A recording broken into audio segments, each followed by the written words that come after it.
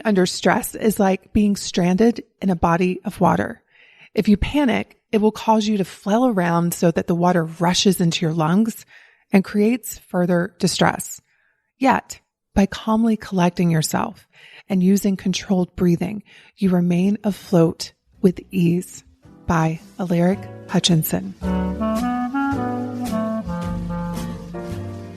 Bonjour, and welcome to the French Kiss Live podcast, where personal development meets style. I'm Tanya Lee, certified master life coach and the hostess of this party, where we explore how to live artfully and well. Each week, I'll be sharing inspiring stories, practical tips, and timeless wisdom on how to elevate the quality of your everyday and celebrate along the way. Let's dive into today's episode. Well, hello, beautiful friends. Welcome to another podcast. It's so interesting. I received a message from someone who listens to the podcast, and she said, I wish you would just get to the episode, to the podcast, to the main portion. And I thought to myself, like, what is the hurry? Like, why are we all trying to rush to get to something?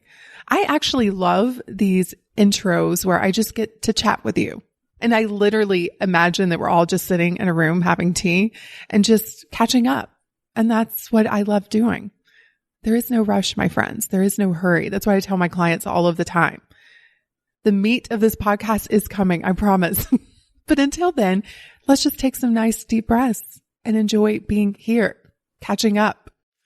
So for me, nothing has really changed over the last 4 weeks, and yet everything has changed. Does that make sense? Meaning I'm still sitting in my house. I'm still sheltering in place. I'm still me. I'm still with my dogs and my daughter and Glenn, although Glenn did go back to work, which is great. But everything has changed in that I've been spending a lot of time just really reflecting on what is the next version of me? What am I ready to let go of? What do I want to do more of? What lights me up? What brings me joy? What am I currently doing that feels heavy and like a burden? And so many just cathartic answers have come out of just sitting with myself and being with myself and really thinking on my life versus just always being busy in my life. And I think for many of us, maybe that's going to be the beauty that comes out of this time, is that we're going to realize we don't want to go back into the life we had. We're ready to create something new. We're ready to create something more passionate, more exciting, more in alignment with what it is that we want to feel on a day-to-day basis. And so out of these sort of reflection times that I've had with myself, I've made some really big decisions, and I'm so excited to share them with you. It's going to be coming up this summer, so make sure you stay tuned for that. But life is so good. It really is. Like, I know life can serve us up some lemons, right? And I've had plenty of lemons in my life, but we get to decide what we do with those lemons. We get to decide, are we going to make a delicious lemon cake or some limoncello, or maybe put a little spritz of lemon in our water, or are we just going to bite into the lemon and just sucker and pout about it? And when we learn to just take what is handed to us and decide what we're going to do with it, how we're going to build off of it, how we're going to make something great of it, how we're going to turn it into gold, life becomes ridiculously fun.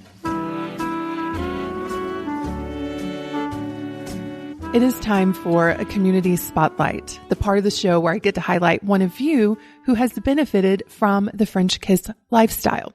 And today's spotlight is on Samantha Jean. She wrote a review on iTunes titled My Own Personal J'adore. Here's what she said. I found Tanya through Pinterest almost exactly 3 years ago, and her voice was the supportive, kind inspiration I needed while transitioning to a new job. Fast forward to today, and her tools and podcasts are what are helping me through the tough transition of becoming a new mom. She is such a breath of fresh air, And on those particularly hard mom days, I find myself putting on the French Kiss Life podcast. Her brand is fun and fresh and feminine, but the work and mindset shifts she teaches are real and hard and oh so necessary. Tanya, thank you for everything you've created and how you present it. Your message is the j'adore I share with my friends. P.S. I love the opening music. The clarinet player in me was very pleased. I love this, Samantha Jean. So first of all, congratulations on your baby. How amazing to be a mom, right? And also how hard to be a mother. I totally get it. But I am so happy that you stumbled upon French Kiss Life on Pinterest 3 years ago. And by the way, you guys, do you know what? We are having 1.2 million views on Pinterest every single month. Like, think about that. I remember when I only had 2 email subscribers, my mom and my dad. And just by showing up every day, every week, every month, every year for the last 10 years, we are growing this movement of women who are dedicated to living artfully and well. And it's so fascinating because many of you know that my big dream is to reach 1 million women in, well, now it's less than 4 years. And when I saw that, I was like, what? Is this it? Did we do it? Did I really manifest that so quickly? But we're looking at other metrics as well. But I just appreciate all of you, no matter if you find us through Facebook or Instagram or Pinterest, or maybe you just hear about us from a friend. I'm so happy that you're here. And thank you for leaving that review, Samantha Jean. I truly, truly appreciate it. And if you enjoy this podcast, I would appreciate a review from you. So just head over to iTunes or Stitcher and let me know what you love about the French Kiss Life podcast. Let's talk about one of my favorite words, which is ease. I just love the way that word rolls off the tongue. And when I was preparing for this podcast on how to live and work with ease, I thought, let me look up the definition of what ease means. And here's what it says. Ease is to make less painful, to lessen the pressure or tension. And I especially love this one. To free from something that pains, disquiets, or burdens. Now, this is something that I coach my clients a lot around. And a lot of you are thinking that what is burdening you is your to-do list. What's burdening you is your job or your children or the state of affairs in the world. But that's never the case. But when you believe that, what you often do is that you try to rearrange the external world. Maybe you try to get more done on your to-do list, right? And you're thinking, once this gets done, then I can have ease. Or maybe you don't do anything. Maybe you think the answer to this problem of overwhelm and stress and burden is to do nothing. But then you feel very unfulfilled because innately we have desires, we have things that we want to experience and create and become. And so that's not the answer either. Here's the thing. When you think of ease, I want you to think of what the opposite is. The opposite of ease is overwhelm, stress, heaviness, burden, pressure, hurry. And every single one of those is created by the thoughts in your head, never, ever anything outside of you. So an example of this is you can take 2 people who have the exact same schedule. And let's just pretend that these 2 people are women who work from home, they have a business, and they also have children of the same age. But you can talk to these 2 women and they can experience very different emotions around their life. One may experience a life full of ease, and the other may experience overwhelm, proving that it's not the schedule. It's not the circumstance that's creating how they feel. It's what they are telling themselves about it. So at the end of the day, ease is a mindset. And this is good news, because if it wasn't a mindset, we'd all be in trouble. It would be probably inaccessible to almost all of us because we have obligations, we have responsibilities, we have things that we want to do. And I want to challenge you that you can do those things with ease. And I want to share with you some of the ways that I do this in my life. So what happens is when you, let's say, set a goal, you're going to have a lot of resistance, a lot of pressure, a lot of discomfort that comes up, because to reach a goal that you've never reached, you're going to have to become someone you've never been. So resistance is part of the process, but that doesn't mean that you cannot have ease within the resistance. Now, bear with me here. It's about changing your relationship with the resistance. So often what happens is this discomfort comes up and we start to freak out. We're like, oh my God, this is so uncomfortable. I can't do this. Maybe I should change my goal. That is the answer, right? Maybe I should work really, really hard and prove to myself that I can reach my goal, adding more pressure, right? The way to get into ease when you're in a state of resistance is to accept the resistance. So inevitably, whenever I set a big goal, I feel all of the discomfort. I feel all of the things, but my relationship with the discomfort has changed. It's not something that's a big deal anymore. I'm like, of course I'm going to feel discomfort. This is part of the process. And I've actually learned to enjoy the discomfort, to have it be something that I want to walk towards instead of run away from.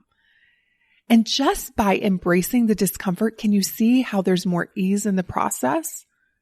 You're like, I can feel uncomfortable things. I can do hard things. It's all good. Nothing has gone wrong here. And all of a sudden, just by changing my thoughts about the discomfort, I get into a state of ease around it. What many of you do is when the discomfort comes up, you want to get rid of the discomfort. And we do this in a myriad of ways, right? We may eat. We may shop. We may work. We may go out and exercise. And none of those things are wrong. I enjoy eating. I enjoy shopping. I love exercising, right? I love sitting in front of Netflix sometimes. The problem is when we do those things to avoid the discomfort of change. That's when we have an issue, because it keeps us stuck and we cannot get the forward momentum. And when I think of ease, I think of me just flowing down a river. Am I going to hit some rocks? Yeah, but I keep flowing. I keep moving towards what it is that I want to create, right? And so the first step in having more ease in your life is to actually embrace the discomfort that's going to happen when you set out to create your life on purpose, because that's going to require that you change, and change is just uncomfortable, but it's no big deal if you don't make it a big deal. So for me, when I recently made this big decision that I'll be sharing with you all this summer, I noticed that I had all the feels, so much discomfort. Why? Because I'm stepping into the unknown. But everything we want that we don't yet have is in that unknown. We have to be willing to feel the discomfort of it to step into it. And a lot of you all think ease is not feeling discomfort. This is not true, my friends, because life is going to be uncomfortable at times. It's just the way life is designed. Have you ever met a human that has escaped this experience without any discomfort? If you have, they probably were not human, just so you know. Beware. I think it was an alien. So life is partly uncomfortable, but that doesn't mean you can't have ease in the discomfort. It's when we fight the discomfort and we don't want it that we create more stress and more burden. But what if you were to be like, bring it? I talked about this in last week's episode, having a bring it attitude. You're like, bring the discomfort. Not a big deal. I can feel vibrations moving around my body. That's all it is. And I'm going to keep flowing. That's what ease feels like for me. The second thing is that once you allow yourself to feel that discomfort and you're not fighting it and you're already feeling more in a place of ease because you're like, here it is. I'm going to feel it and I'm going to keep moving. Then you can notice, what thoughts are you thinking that are bringing you that feeling of struggle and overwhelm and stress? I love to ask myself, sometimes I love to peek into my brain and ask myself, am I thinking thoughts that are full of ease, or am I thinking thoughts that are full of overwhelm and stress that create struggle? and just like notice what my brain is doing. Not judging it, not beating it up, but just being curious about my own brain. And I think it was maybe 2 weeks ago, I had this moment where I was in a state of overwhelm. I was like, what is happening? And that's not usual for me. I usually don't have a lot of overwhelm because I've done this work for so long. And my brain wanted to trick me into believing that it's because of everything that I've committed to do. But that's not the case. I'm on to my brain. And I looked in there and it was telling me things like, I don't know how you're going to get this done. I don't think it's going to be good enough. You have to get this done. These are thoughts that add so much pressure and so much burden. No wonder I'm overwhelmed. No wonder you may be overwhelmed.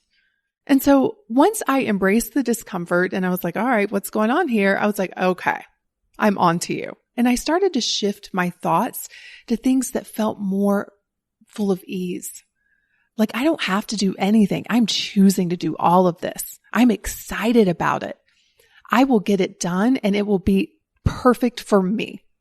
Doesn't mean it's going to be perfect for the world, but I get to decide what I think about my work. And I'm going to choose to believe that it is the best work I've ever done. I'm excited to get this work done. I'm excited to show up for these commitments that I've made. I'm excited to see what is possible for me.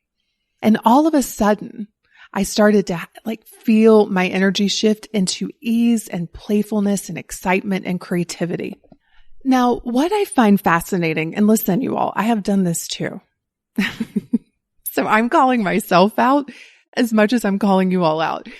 But it's so fascinating how I watch women fight for their own suffering, for their own misery. Because when I offer them this work, they'll say to me, but you don't understand. This is real. I have to take care of my children. I have to go to work. Can I show you my calendar and let me show you why I'm so overwhelmed?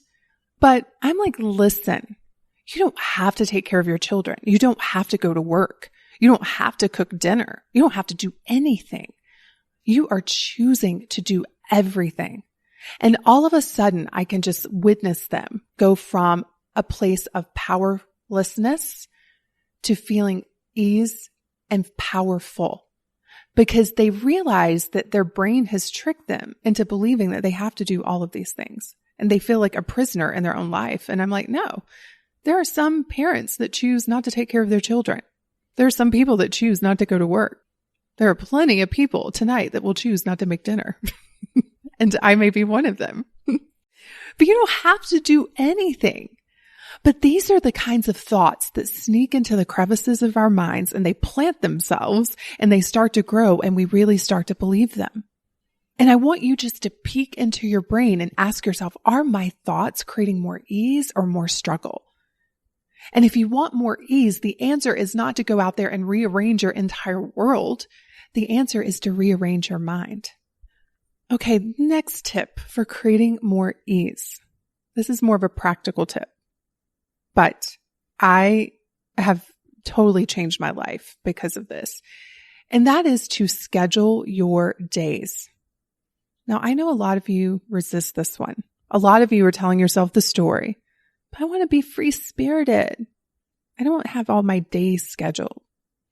But I want to ask you, how is that working for you? I'm on to you, sister, because that used to be the way I tried to go about my life. And I tried to pretend I was so free, and I was so not free. Those were the years where I struggled the most. And here's the thing, when you're scheduling your days, it's about you scheduling in your playtime and your leisure time and your self-care and your free time. Like I have days where I have nothing on my calendar. I just get to do whatever I want to do. But I will tell you, for me, I've had so much more ease in my life when I plan my future versus just reacting to what is, which is the way I used to go about my life. Like I had all of these things that I wanted to do, but I didn't plan for any of them. And so I would wake up and feel lost at the beginning of my day. I would start my day with no direction. I would start my day feeling overwhelmed. But when I started to put my plans on paper and those plans that were on the paper on my calendar and I started to show up for it, that's when I just started to flow in life. Now again, I hit some rocks every once in a while in that river, and some of them are big boulders, but I've learned to bounce off of them and get back into the current, right? So when you're scheduling your days, I want you to also keep in mind that you need to schedule the result that you want to create in those days.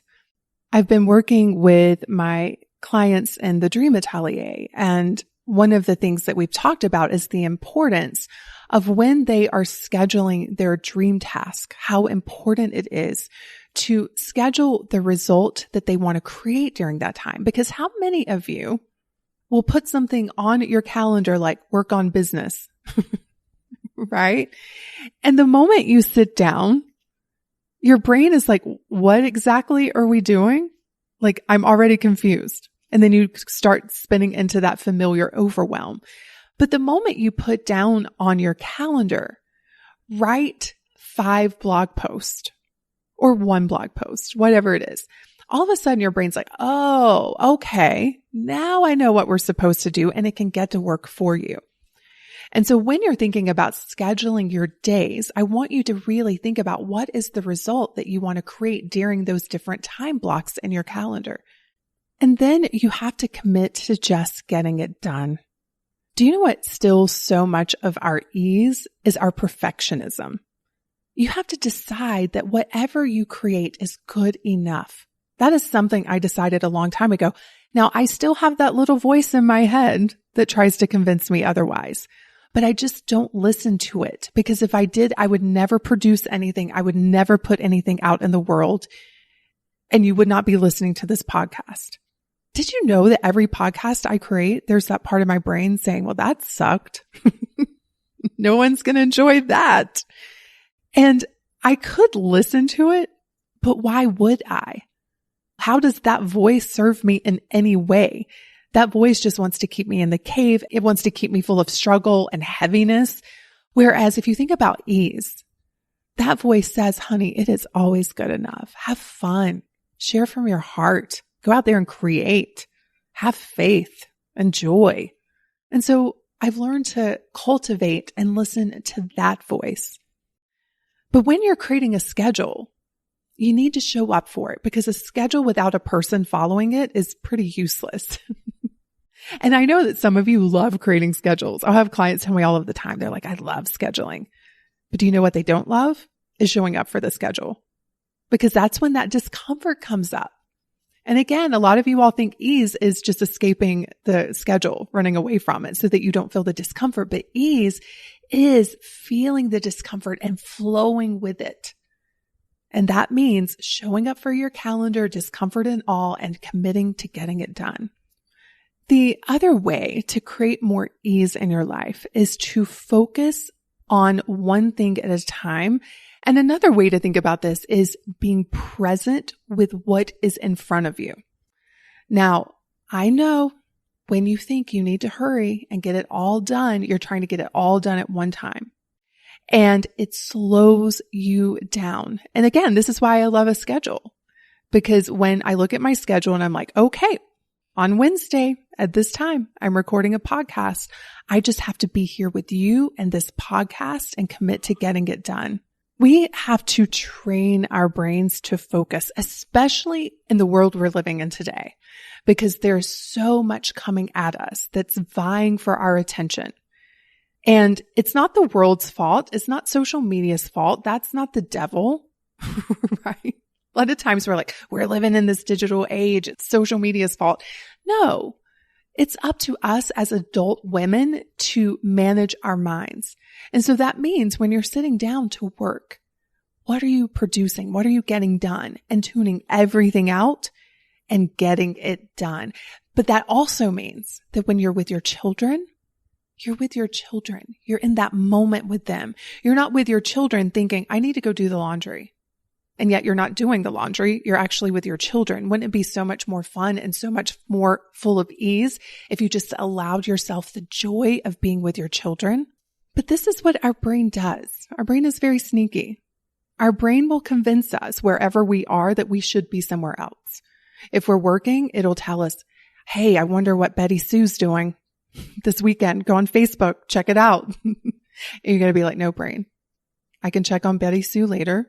Right now, here's where we are. This is what we're doing. And some of my favorite mantras when I notice my brain's doing that is I'll say things like, I am exactly where I'm supposed to be. This moment is it. I'm going to go all in on this moment. And it may be recording a podcast. It may be a team meeting. It may be on a walk with my daughter. But I'm like, this moment is it. I'm exactly where I'm supposed to be. Now let me enjoy it. There's so much ease in that kind of attitude. And it's one that when you practice it over and over again, trust me, it will start to become your default. But in the beginning, you're going to have to manage your brain because that brain, it's going to really convince you that you should be somewhere other than where you are. But can you see how crazy that is? You can't be anywhere other than where you are. So why not go all in on this moment? Be with this moment and make the most of it. So much ease in that. The other way to create more ease is to not change the what, but you may want to change the how. So this was one that I personally experienced recently. And I'm going to piggyback it on to the next tip that I have for you, which is to focus on moving through the world in your unique strengths and gifts.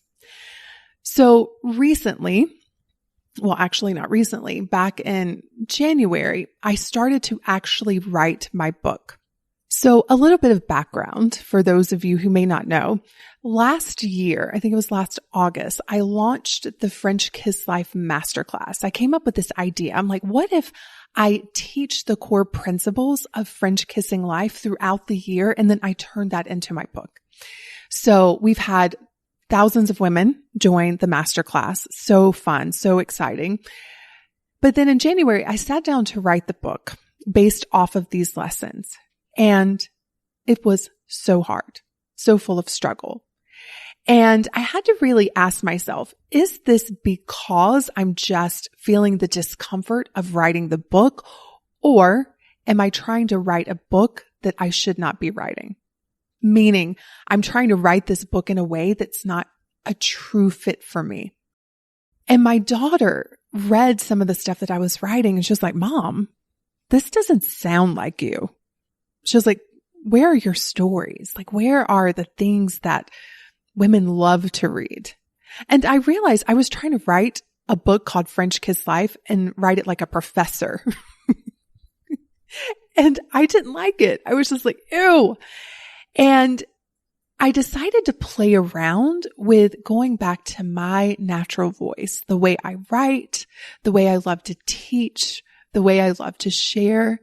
And all of a sudden, it just started to feel so easy. I was banging out chapter after chapter. So you can see I didn't change the what, but I changed the how. I changed my method of getting there. And I want you to know that this is a normal part of the creative process. Like, you take in all of this information. You read books, you take classes, you have your favorite teachers, right? And you like them so much, you're like, maybe I should try to emulate them. And then when you try to do it, you're like, this feels really off. It feels hard. Now, it may be hard because you're just feeling the natural discomfort of change, but it also may be hard because you're not doing it from your strengths and you're not utilizing your gifts. And I realized that with the book. I was like, the moment I stopped trying to be Miss Smarty Pants and Coachy Coach, and I just shared from my heart, so much ease. Like, to the point that like I'm so excited to wake up every morning and write. And this could be for anything. Like, for some of you, maybe what you're wanting to create is weight loss. You're wanting to create your healthy weight. And so you're trying all of these different approaches and diets, and it just feels hard. Now, part of that with weight loss is going to be the discomfort of not overeating. It is going to be the discomfort of not giving in to your desires, right? But maybe it's because you're also trying to go about it in a way that isn't true for you, which is why I love the way I teach weight loss, because it's not about giving a woman a specific plan. It's about helping her navigate her own way to that journey by learning to tune into her body and learning to rediscover what it means to have a pleasurable relationship with food and to change her mindset so that it's actually something she wants to do, right? And so don't give up on the what, but you may have to adjust the how. And here's the thing. A lot of you are like, I don't know how I'm going to do this. I don't know how I'm going to get more clients. I don't know how I'm going to start my business. I don't know how I'm going to make more money. I don't know how I'm going to lose weight. I don't know how I'm going to meet the love of my life, right? You got to get out there and play and experiment. Just like my example with the book, I had to write 3 chapters that felt totally gross for me to then figure out how I wanted to do it. And just so you know, for those of you in the masterclass, I think you're going to be so pleasantly pleased with this book. I'm so excited. It is so good. And here's the thing. I'm choosing to believe that. Why? Because it feels like ease. It doesn't feel like ease to be thinking they're going to hate it. It doesn't feel like ease to be thinking everybody's going to leave me a terrible review. None of that feels like ease. That's what creates the overwhelm and the anxiety and the worry and the stress. I'm just choosing to believe that it's good and that it's the exact book I'm supposed to write. And I cannot wait to get it into your hands. Okay, let's talk about the last one. And this could be an entire podcast episode in and of itself. But it's to understand your hurry. The reason why so many of you are not experiencing ease in your life is because you're always in a hurry. You're in a hurry to get over there. And sometimes I'll ask clients, I'm like, what's over there? And many of them can't even tell me. They're like, I don't know, but I just know it's better than here. And so I want you to be on to your mind, because when you think over there is better than here, you're constantly trying to escape here. And there's no ease in that, because here is all there is. But for years, I've listened to clients want to argue that they need to hurry. They need to hurry to the weight loss. They need to hurry to the marriage. They need to hurry to the baby. They need to hurry to the new city or the new home or to the next thing. And I ask them, why? What's the rush? And it really comes down to one thing. And that is, we think life over there is better than here. So we must hurry to get to it. But life over there is only as good as life here. So if you're in a rush here and you think when you get over there, you're going to slow down, you're deluding yourself, because you've wired your brain to always be looking at the next thing, always thinking that the next thing's better. The grass is greener. So think about it this way. Let's say you want to lose weight and you deprive yourself. You do painful workouts and you whip yourself into shape. But then what? What's after that? You'll still be the same you, just in a smaller body. But then you're going to be in a smaller body that's afraid that you can't keep it up, right? And so by trying to hurry and get to that result, you've created so much resistance. You've created so much suffering for yourself.